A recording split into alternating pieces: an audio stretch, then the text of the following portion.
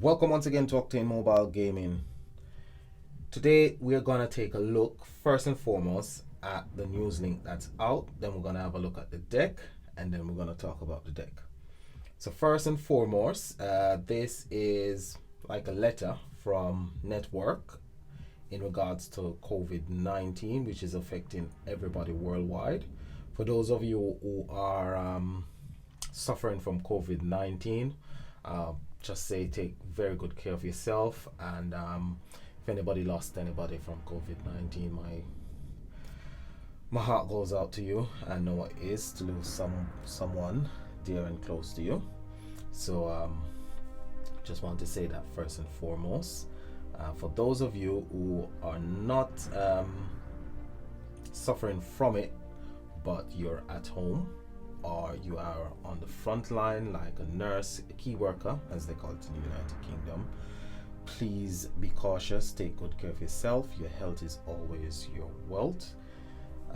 Network has given us a 50% reduction this week because of what's going on, and I really appreciate that.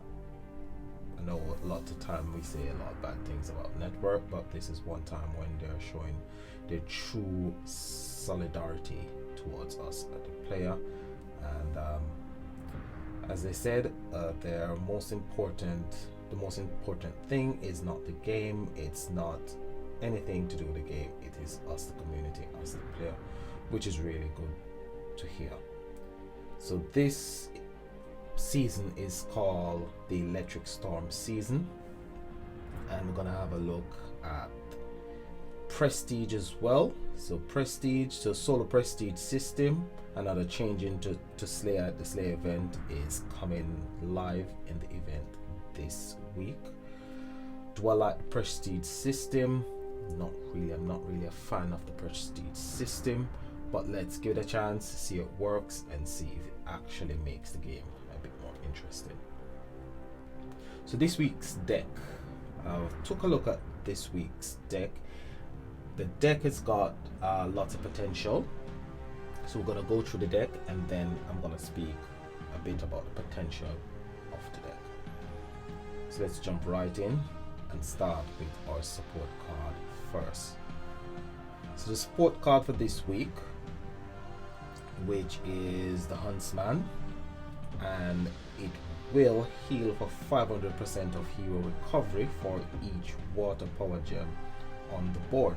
So if you've got a full board of water power gem, this will be multiplied by 35. So the board itself has 35 slots, so it can hold a maximum of 35 power gems. So you multiply 500 by 35, and that is a whopping amount of heal. Plus, at the start of each turn, it will spawn one power gem 1, and if you attack on the turn before, it will also heal for an extra 1000% of hero recovery. So this card is a brilliant healer. Brilliant healer, this support card.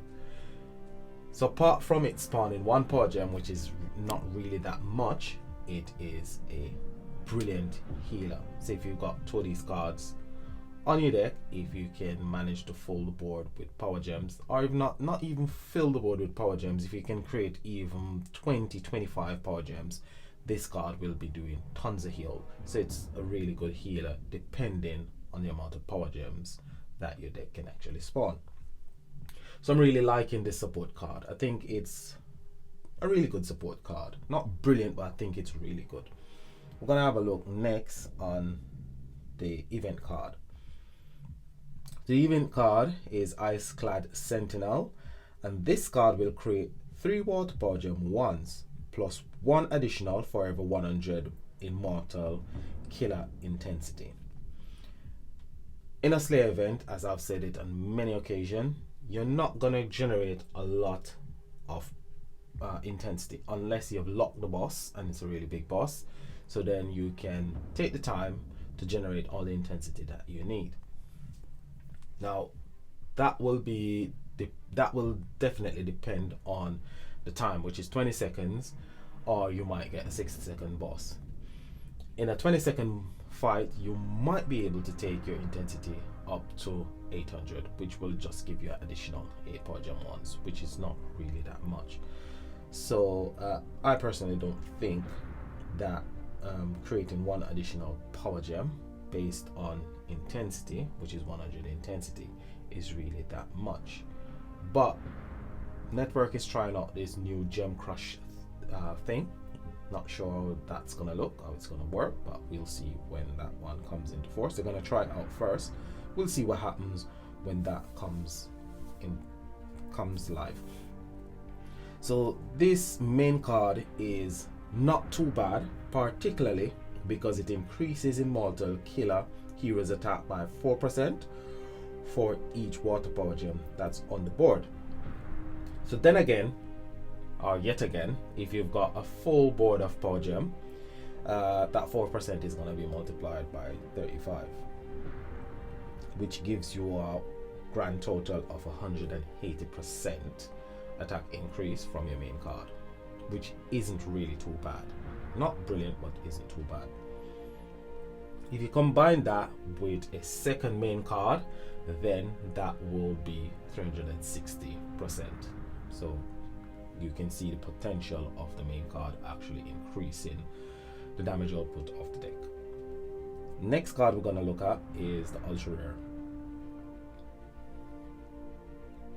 So Prime Pursuer is your ultra rare, and it will spawn 1 water power gem 1 for every 3 water power gem that's on the board.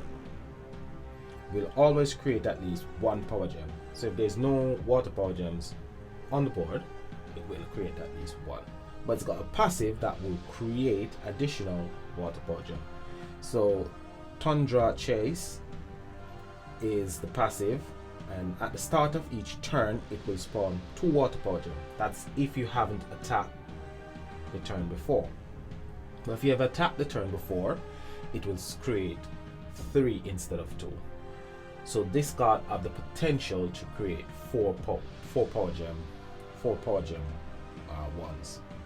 So that's a minimum amount it will actually spawn is 4, or realistically it will spawn at least 3. If you haven't attacked the turn before, it will spawn 2 passively, and then it will spawn 1 from the battlefield. So at least a minimum of 3 water power gems this card is actually able to spawn, which for ultra rare is not really good.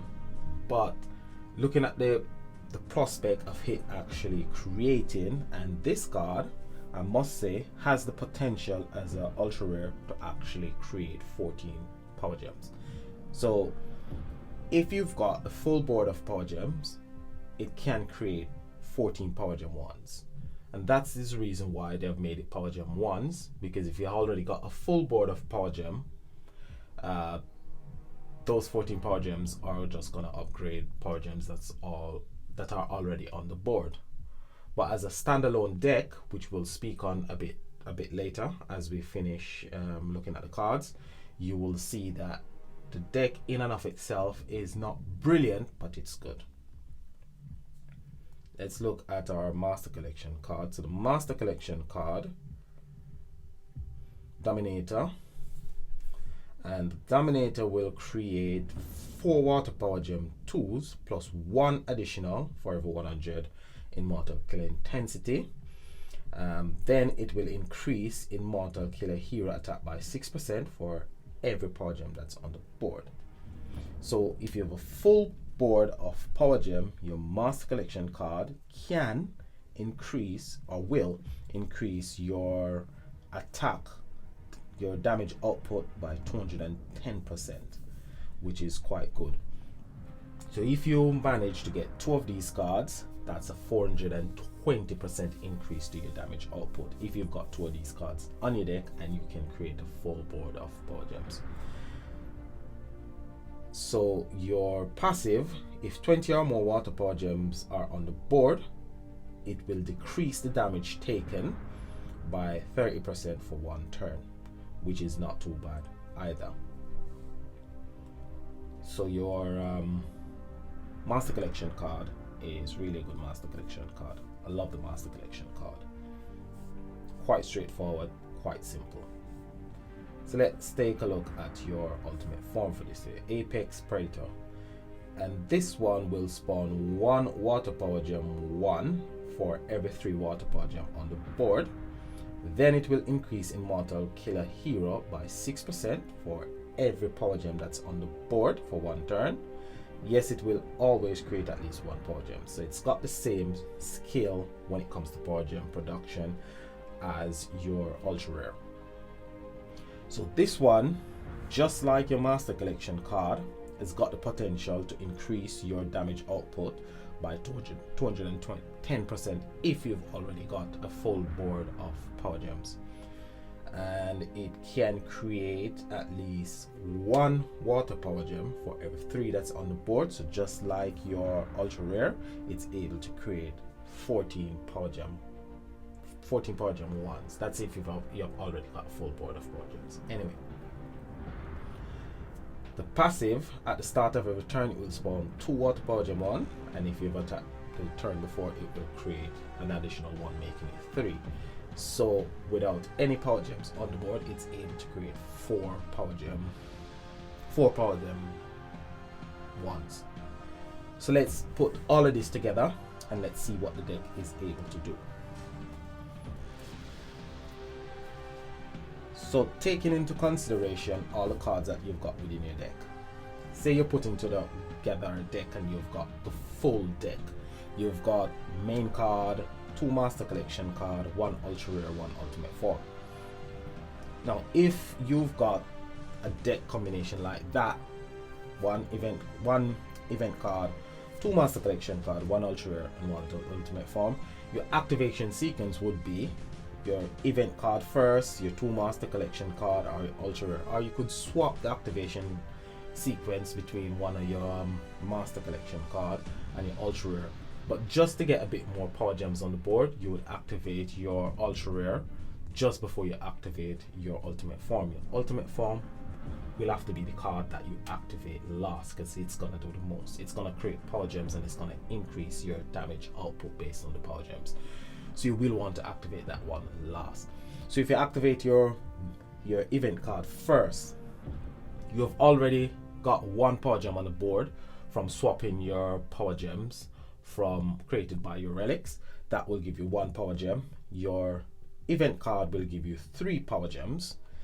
When you activate your 2 Master Collection card, each one will give you 4 power gem regardless. Your ultra rare will then create power gems based on the power gems that is actually on the board already. So because you've already created 12 power gems, 4 from each one of your Master Collection card, 3 from your main card and 1 from swapping your relics, you will already have 12 on the board. So your ultra rare would give you 4 power gems on the board, giving you 16 power gems. With 16 power gems, when you activate your ultimate form will create 5 additional power gems, giving you a grand total of 19 power gems on the board. This is with the complete deck, as I said, which is 1 event card, 2 Master Collection card, 1 ultra rare, 1 ultimate form. Now the grand total when it comes to your damage increase will be 250%. That's taking into account that your event card is going to give you 16% damage output.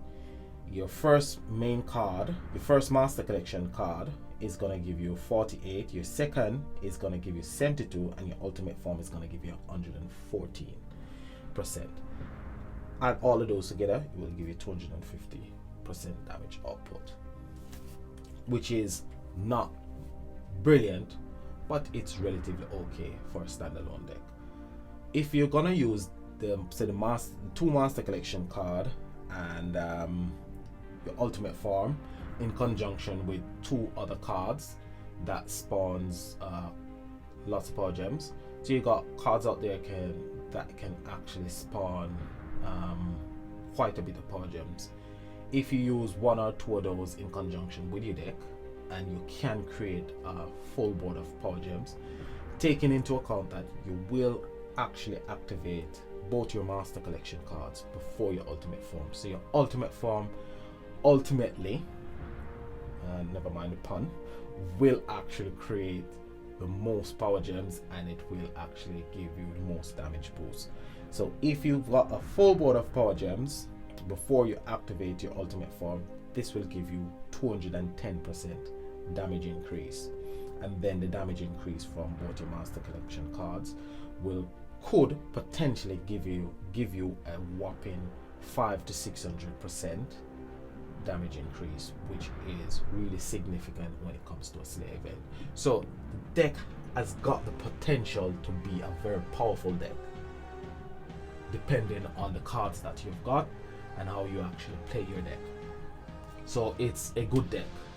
Is it one to chase after? I would say if you're looking for an immortal killer deck, at the moment I haven't got a water slayer immortal killer deck, so this is one that I would like to get, because it increases the damage output as well as it gives the immortal killer seal bonus. So it's one that I would like to get, but I wouldn't go chasing after it.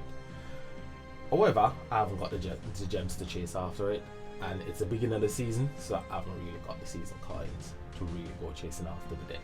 So it is what it is. Whatever I get, and that would be my recommendation for you guys out there. Don't go out of pocket to get this deck, because as I said at the beginning of this video, we are going through some perilous times, and there is a lot more to come when this COVID-19 actually passes. We're gonna have financial difficulties, so try and save your money. Just use what you've got to get what you need. If you don't get what you need, use what you've got, and that's my recommendation. So we're gonna go into the vault, and we've got 50% discount. So instead of 300 gems for the first tier, it's actually 150, which is really nice. So let's see how far we can get with the gems that we've got. Yep, so here we go on the first try, and we're just, I'm always gonna say gold all the way. 2 gold card would be very nice here.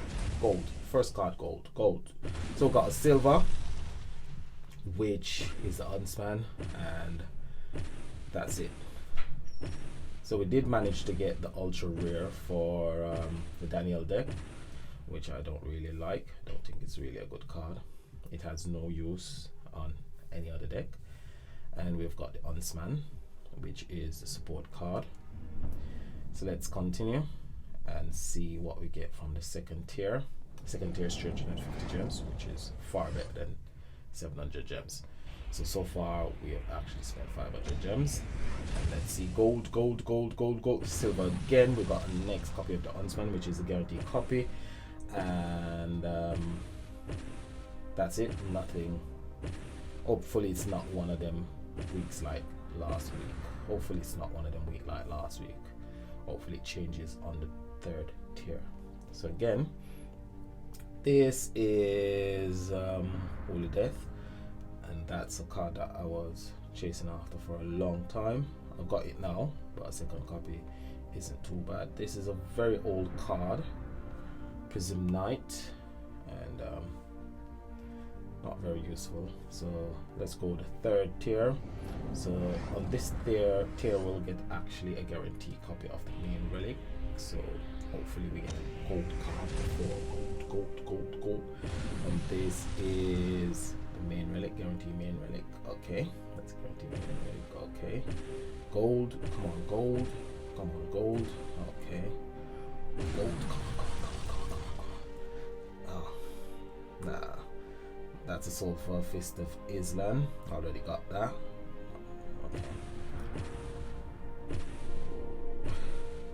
It's not looking good. It's not really looking good. Not looking good at all. Okay. So let's look at the fourth tier, which is a 1,250 which is really good.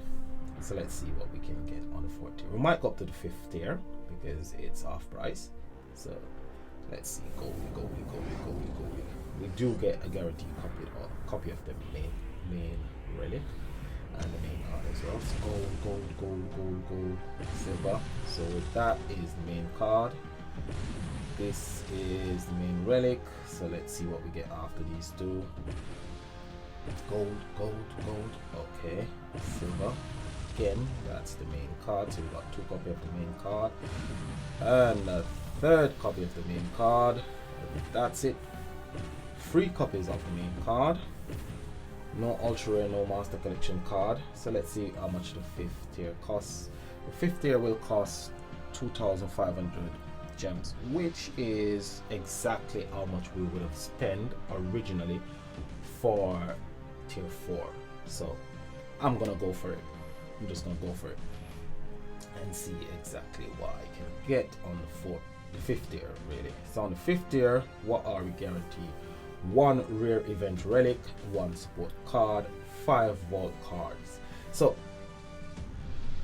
with those 5 plus my additional 1 for VIP, let's see if out of those 6 cards, if we can't get 2 gold cards, 1 master collection card, 1 ultra rare. That's what we want. 1 master collection card, 1 ultra rare. Let's go for it. 5th tier. Let's go for it. Let's see. What's this? Okay, so that's the support card guarantee. That's the rare relic guarantee. So we've got 2 guarantee cards. So the next 5 cards should be, or next 6 cards, 5 or 6, doesn't really matter. Come on, gold. Okay, so that's 1, that's 2, rubbish. That's 3, rubbish. That's 4, another main card. Okay. And for my last card, it was tokens. So it's definitely one of those weeks.